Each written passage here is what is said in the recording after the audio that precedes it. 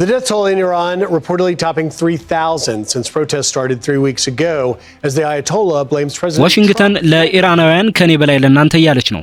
በፐርሺያ ምድር ቁጣዎች ሲበረክቱ በቤታጊዮንና ኦቫል ኦፊስ ጉዳዩ ለኔ ተመቸኝ እየተዘፈነ ነው። ትራምፕ በፔንታጎን ዝግ ስብሰባዎች ውስጥ የኢራኑን ታላቅ መሪ አያቶላ አሊ ኻሜኒን እንደ ቬንዙዌላው መሪ ማዱሮ አግቶ የሚያስወጣ አሊያም እስከ ወዲያኛው ለመሸኘት የሚያስችል ግምገማዎች እያደረጉ መሆኑ በሰበር ተሰምቷል። የሲአይኤ እና ሞሳድ ስለላ ምንጮች አያቶላ ያሉበትን አሁናዊ መረጃ አለን ያሉ ሲሆን በሰዓታት ውስጥ ለሚሰነዘር ጥቃት ዝግጁ መሆናቸውን አሳውቀዋል። ቴህራንም እኛም ማውቀናል ጉድጓድ ምሰናል እያለች ነው። የኢራን አብዮታዊ ጦር ለድንገተኛ የሚሳኤል ጥቃት ራሱን እያሰናዳ መሆኑ ተነግሯል። መረጃዎቹን በዝርዝር ይዘናቸዋል። አብራችሁን ቆዩ።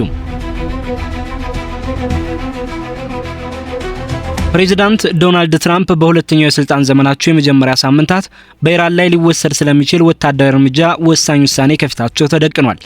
ያስተዳደሩ የውስጥ ውይይቶችም ለአዲስ የጥቃት እቅድ ዝግጅት እየተደረገ መሆኑን ያመለክታሉ። የአሜሪካ ባለስልጣናት እንዳረጋገጡት የመጀመሪያ ደረጃ ውይይቶች ያተኮሩት ቴህራን ተቃዋሚዎችን ማጥፋት ካላቆመችና የኒውክሌር መርሃ ግብሯን ካላፈረሰች ጥቃት በመሰንዘር ላይ ነው። እነዚህ ውይይቶች የተደረጉት በኢራን ውስጥ ሰፊ ተቃውሞዎች ባሉበትና በሺዎች የሚቆጠሩ ዜጎች በመንግስት ኃይሎች ተገድለው ዓለም አቀፍ ውግዘት እየደረሰ ባለበት ወቅት ነው። የትንታኔው ዋና ማዕከል እነዚህ እቅዶች የኢራኑን ልዑል መሪ አያቶላ አሊ ኻሜኒን እስከ ማነጣጠር ይደርሳሉ ወይ የሚለው ሲሆን ይህ ደግሞ በአሜሪካና በኢራን ግንኙነት ላይ እጅግ አደገኛ የሆነ የውጥረት ጭማሪን የሚያስከትል እርምጃ ነው። አሁን ያለው ቀውስ መነሻው በዋጋ ግሽበት በሙስናና በአስተዳደር ጉድለት ምክንያት የተቀሰቀሰው የኢኮኖሚ ቅሬታ ሲሆን ይህም የስርዓት ለውጥ ወደሚጠይቅ አገር አቀፍ ሰልፎች ተቀይሯል። አለመረጋጋቱ ሶስተኛ ሳምንቱን ያስቆጠረ ሲሆን በእስልምና አብዮታዊ ዘብ ጦር ጨምሮ በጸጥታ ኃይሎች እጅ እስከ 5000 የሚደርሱ ሰዎች ሳይገደሉ እንዳልቀሩ ሪፖርቶች ያመለክታሉ። የኢራን ባለስልጣናት መጀመሪያ ላይ የጅምላ ግድያዎችን እንደሚያካሂዱ ዛቻ የሰነዘሩ ሲሆን ትራምፕ ግን ቴህራን ውሳኔዋን ከመቀየሯ በፊት ከ800 በላይ ተቃዋሚዎች በስቅላት ሊገደሉ እንደነበር የሚያሳይ መረጃ እንዳላቸው ገልጸዋል። የአሜሪካ ምንጮች እንደሚሉት የኢራን ወደ ኋላ ማለት ትራምፕ ሊሰነዘር የነበረውን አፋጣኝ ጥቃት እንዲያዘገዩትና የፔንታጎን ሰራተኞች ከነበሩበት የሌሊት ዝግጁነት ወደ መደበኛ ስራቸው እንዲመለሱ ተጽዕኖ አሳድሯል። የትራምፕ ይፋዊ መግለጫዎች የታሰበበት ጫና ስትራቴጂን የሚያንጸባርቁ ናቸው።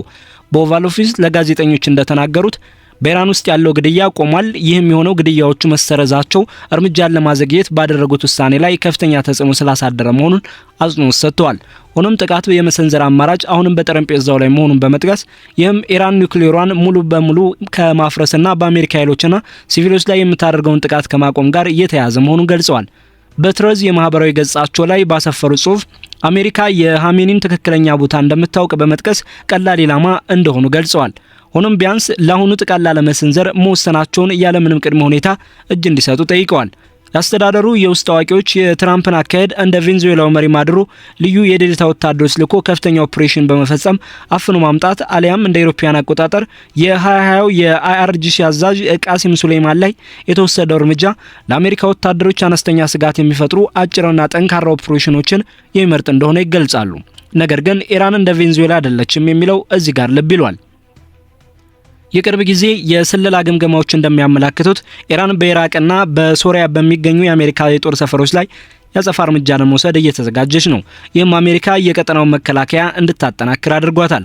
ፔንታጎን አየርን፣ ምድርንና ባህርን ያካተቱ ተጨማሪ ኃይሎችን ወደ መካከለኛው ምስራቅ የላከ ሲሆን ስምሪቱ በሚቀጥሉት ሳምንታት ከፍተኛ ደረጃ ላይ ይደርሳል ተብሎ ይጠበቃል። በአሁኑ ወቅት በፋርስ ባህረ ሰላጤ ውስጥ ምንም አይነት የአውሮፕላን ተሸካሚ መርከቦች የሉም።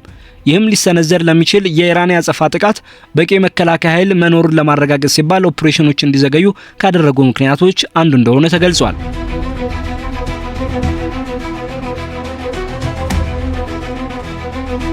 የፕሬዝዳንት ትራምፕ ምርጫ በአሁኑ ወቅት ውስን በሆኑና በታለሙ ጥቃቶች ላይ ያዘነበለ ሲሆን ይህም ከእስራኤሉ ጠቅላይ ሚኒስትር ቤንያሚን ኔታንያሁ ጋር ከተደረገው ጥልቅ ምክክር ጋር እየተያያዘ ነው። ኔታንያሁ እስራኤል ሊሰነዘርባት የሚችለውን አጸፋ ለመመከትና የመከላከያ ዝግጅቷን ለማጠናቀቅ ጊዜ እንዲሰጣት በመጠየቅ ጥቃቱ ለተወሰነ ጊዜ እንዲዘገይ ግፊት አድርገዋል። በሌላ በኩል የባህረ ሰላጤው የአረብ ሀገራት እንዲህ አይነቱ ወታደራዊ እርምጃ በዓለም አቀፍ የነዳጅ ገበያ ላይ ከፍተኛ መስተጓጎል ሊፈጥር እንደሚችልና ቀጠናዊ መረጋጋትንም አደጋ ላይ እንደሚጥል በማስጠንቀቅ ስጋታቸውን እየገለጹ ይገኛሉ። በእነዚህ የጥቃት እቅዶች ውስጥ እጅግ አነጋጋሪ የሆነው የኢራንን ከፍተኛ አመራሮች በተለይም ደግሞ ከ1989 ጀምሮ አገሪቱን በበላይነት እየመሩ ያሉትንና የአገሪቱን ወታደራዊና የኒውክሌር ፖሊሲ የሚቆጣጠሩትን አያቶላህ አሊ ኻሜኒን ኢላማ የማድረግ እድል ነው።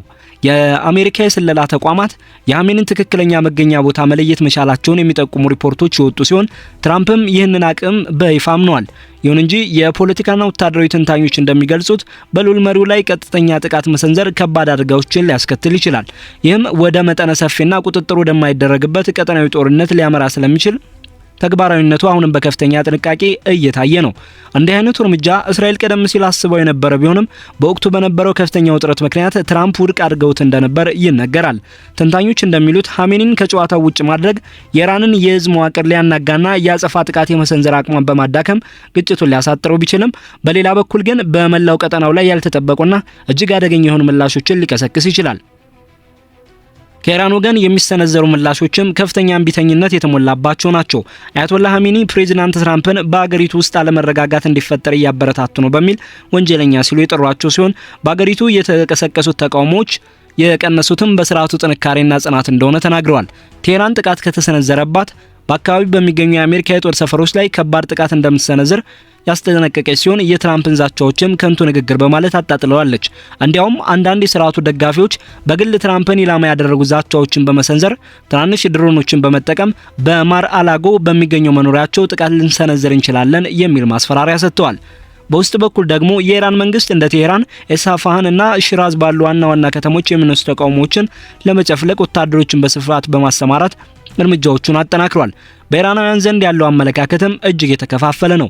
በውጭ ሀገራት የሚኖሩ ኢራናውያን እና በአገር ውስጥ ያሉ አንዳንድ ተቃዋሚዎች የአሜሪካ ወይም የእስራኤል ወታደራዊ ጣልቃ ገብነት የአገሪቱን አምባገነናዊና ጭቆና ለማቆም ብቸኛው አማራጭ እንደሆነ አድርገው ይገልጹታል። በማህበራዊ ሚዲያዎች የሚለቀቁ ጽሁፎች የትራምፕን የጥቃት መዘግየት እንደ ወታደራዊ ስልት የሚመለከቱ ሲሆን ይህም ለተጨማሪ ጦር ግንባታ ጊዜ ለማግኘት እየተደረገ ነው ይላሉ።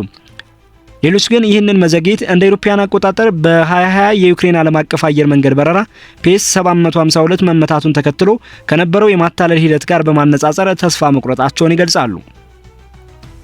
በዚህ መሃል እንደ ስደት ላይ የሚገኙት አልጋ ወራሽ ልዑል ረዛ ፓህላቪ ያሉ የኢራን ተጠባባቂ ኃይሎች ከአሜሪካው ሴናተር ሊንድሴ ግሬም ጋር በመገናኘት ስለ አማራጭ የስራ ለውጦችና ስለ ኢራን የወደፊት ዕጣ ፈንታ መምከራቸው ታውቋል።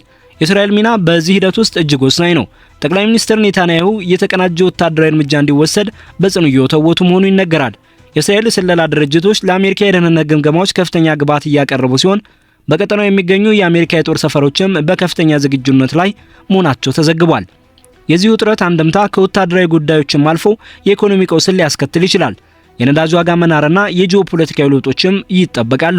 እንዲያውም አንዳንድ ምንጮች የኢራን መሪዎች አስፈላጊ ሆኖ ሲገኝ ወደ ሩሲያ ለመሸሽ እቅድ እያወጡ መሆኑን ይገልጻሉ። የትራምፕ አስተዳደር ዋነኛ ግብ የኢራንን ስርዓት ሙሉ በሙሉ መገልበጥ ሳይሆን በኢኮኖሚያዊ ማዕቀቦችና ወታደራዊ ዛቻዎች ጥምረት አማካኝነት ኢራንን ለስልታዊ ተገዥነት ማስገደድ እንደሆነ ይገመታል። ትራምፕ በሳውዲ አረቢያና በኦማን በኩል የቀረቡ የድርድር ጥያቄዎችን ውድቅ በማድረግ ይበልጥ ቀጥተኛ አካሄድን መርጠዋል። ይሁን እንጂ የዚህ ስትራቴጂ አደጋዎች ቀላል አይደሉም። ግጭቱ ወደ ሰፊ ቀጠናዊ ጦርነት የማደግ እድል ያለው ሲሆን እንደ ሄዝቦላ ያሉ ኃይሎችን ወደ ውጊያው ሊያስገባ ወይም የዓለም አቀፍ የመርከብ መስመሮችን አደጋ ላይ ሊጥል ይችላል።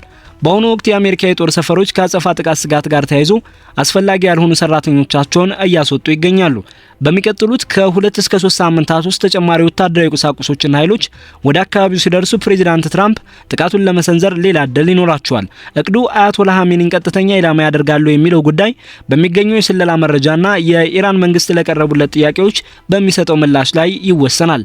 ለጊዜው ሁኔታው ባልታወቀው ውጥረት ውስጥ ያለ ሲሆን ወታደራዊ ዝግጅቶቹ እየተፋጠኑ ቢሆንም ለዲፕሎማሲው የተሰጠው ጠባብ መስኮት ገና አልተዘጋም።